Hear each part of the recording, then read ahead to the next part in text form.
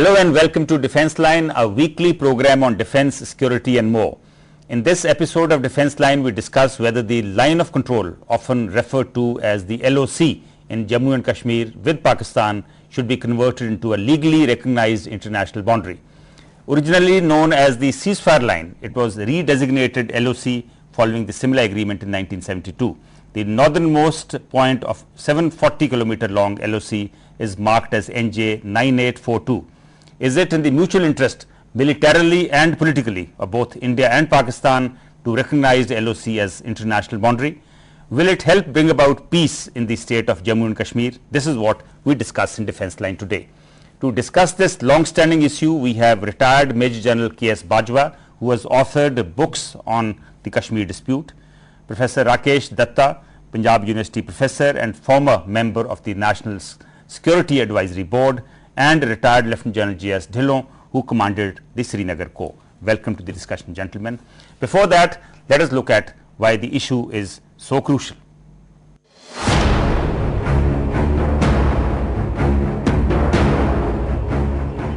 The line of control has been the de facto border between India and Pakistan for more than half a century now. Earlier known as the ceasefire line, it was created after the suspension of armed hostilities between India and Pakistan on January 1, 1949.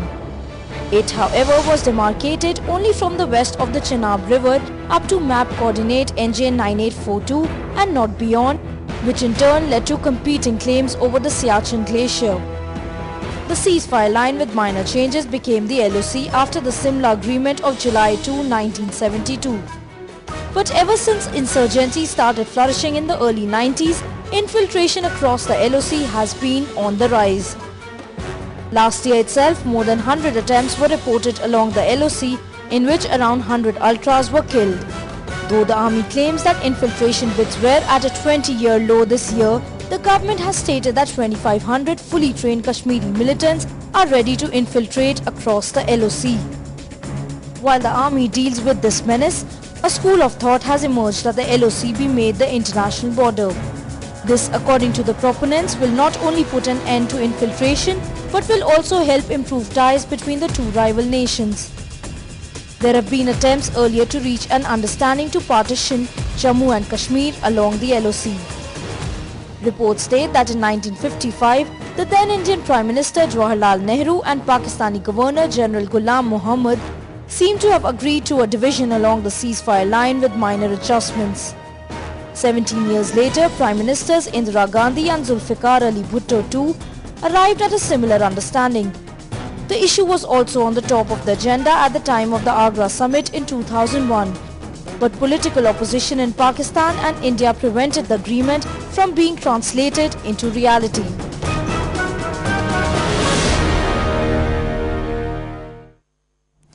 Major General Bajwa, I'll start with you.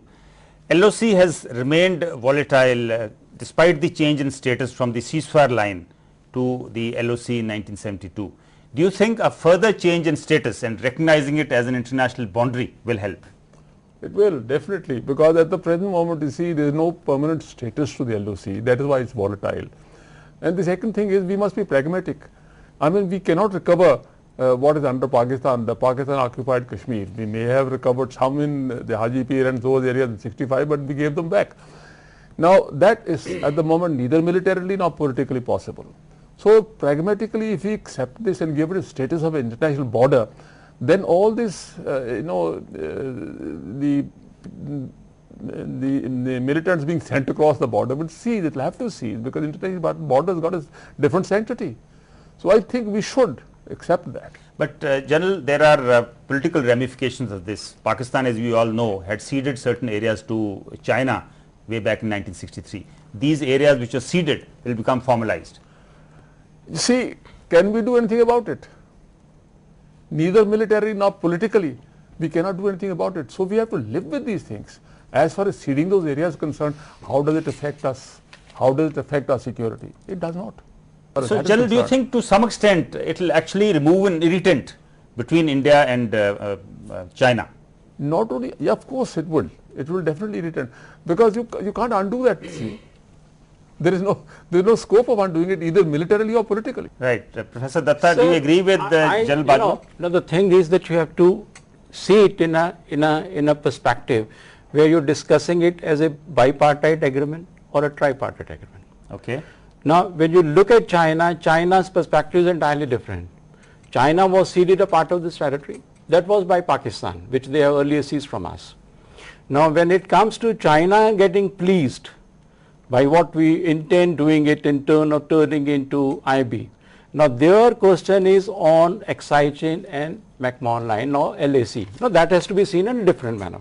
No, that appears to be only a spillover effect. I mean, that's not the idea to appease China. No, but in any case, they said that this was given to them by Pakistan, not by India in any case. You know, the agreement is not between India and China on that account. On that territory, are you suggesting that we should let it remain an LOC as it is now? I am not saying.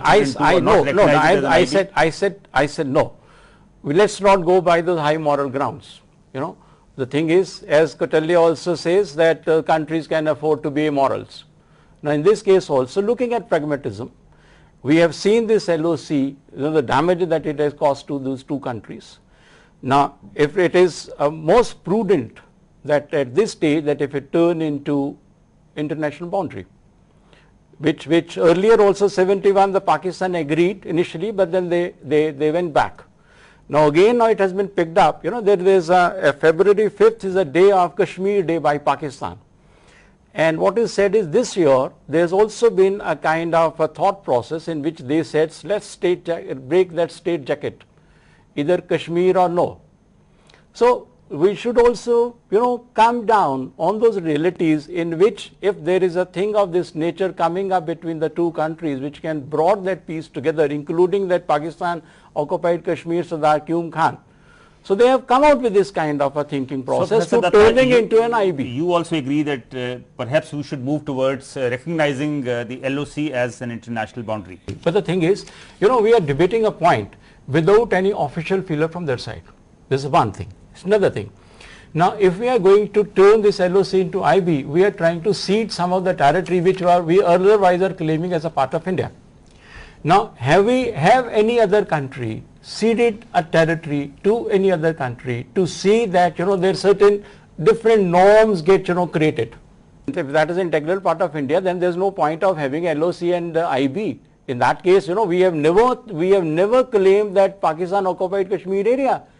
We have just allowed everybody to talk about Indian held Kashmir, not any time Pakistan held Kashmir.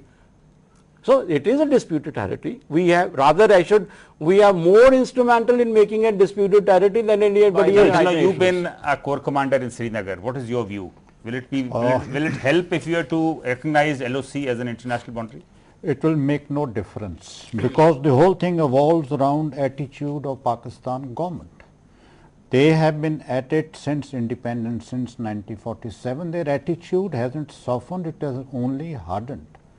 And when we start talking of soft options of accepting, okay, let's improve relationship, they get more encouragement. There are certain facts which are not known to a lot of people. Yes. Pakistan occupies almost 32,500 square miles area of Kashmir. Right? With China, our dispute is over 30,000 square miles of territory which they claim is theirs. Yes. So if we start talking of soft option, there is no end to it, and there is no compulsion for us to take. But the hard options haven't worked the No, last I'll tell you why years. it hasn't. We have never seriously prepared ourselves for hard options. We have taken always half-hearted attempts. In 47, when they came into Kashmir, we went to Security Council running in January 48.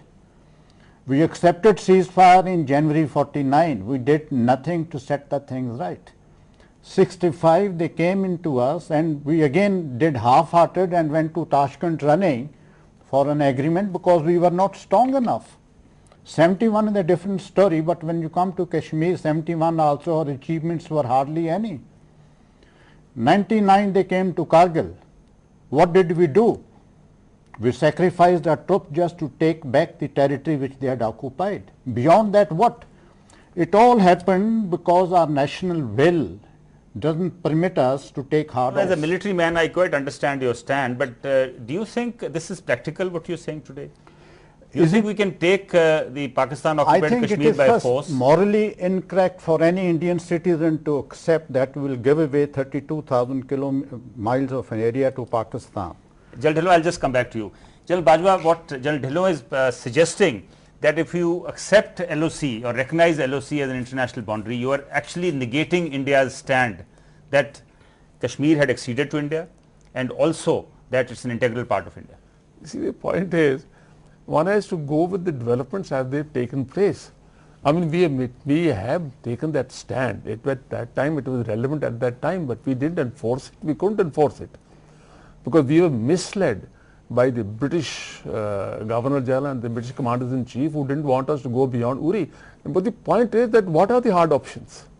General Dhillon hasn't defined those hard options. I'll define the hard it for options you. are just not available. I'll do it for General Bajwa for you. Yes, quickly. In 1999, when they came to Kargil, Yes. our government laid down restrictions on the Indian Army and therefore that you will not cross LOC.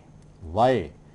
Because our own internal assessment said that we are not strong enough to really teach lesson to Pakistan. If we were strong enough I to think teach you lesson to answered the Pakistan, question yourself, General Dhillon, that we could not adopt the hard option at that why? time. We were Why? not prepared. Why? We No, will were never not be able prepared. to. We will never be able to adopt a I hard interject? option. You know, the thing is, with the type one of is- preparation which we have. Even tomorrow, if they take a certain portion of international border of ours, what is our hard option? But General Dhillon, is the situation likely to change in the next couple of years given the state of our economy? Is there any compulsion for us to accept IB? Accept the going in for IB? What is the Well, compulsion? look at the violence level. It has continued the last 15 years. Let me No, give but you engagement there the- earlier let me give you the violence level. Violence level in Kashmir is all militant related. It's controlled by Pakistan across. It's got nothing to do with anything else, right? So if that attitude of that government doesn't change, this level will keep on going up and down.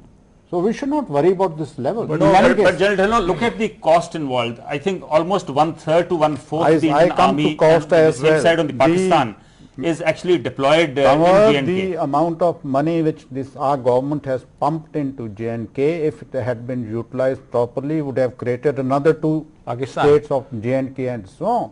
Even We Pakistan. haven't let But that General thing Dhillon, the happen. money you pumped in is on your own side and that money remains with you. No, remains with you. People have eaten up that But money. If the development has taken Cover- place, if the border We have to go into a management break, had General Bajwa, improved, quickly, then if where's you want the to react problem? Yeah, see, what the General Dhillon said. point is that even in 1999, the hard option available to only was to go and approach those heights occupied by Pakistan from behind, and that's about all. I mean, that is not much of a hard option either. no, When- no, sir, I I mean, think what I understand from his hard option is that we should go and take over the whole area. We can't. We just don't have Why? the, Why? neither will they ever have the Because capacity. we haven't got the capability. We haven't built in the capability. Oh, look- Unless you built in the capability. But General Dhillon, there are nuclear options That, available on the nuclear other option side. doesn't- That was overplayed, I would say. It doesn't come in. That here. was overplayed. but Another that is thing there. is, Doesn't. have we ever, turned these military gains into political advantages? So we are possibly looking at other options which includes accepting Cover- the LOC Cover, as an I- international- How much that is being weighed from the other side also, that also has to be seen in that perspective. I'll just come back We are to you. talking- I'll just come back to you. Here we'll take a short break. When we return, we continue our discussion on whether the volatile LOC in J&K should be recognized as international boundary.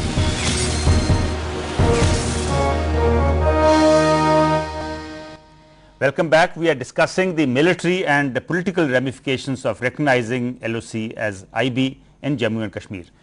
General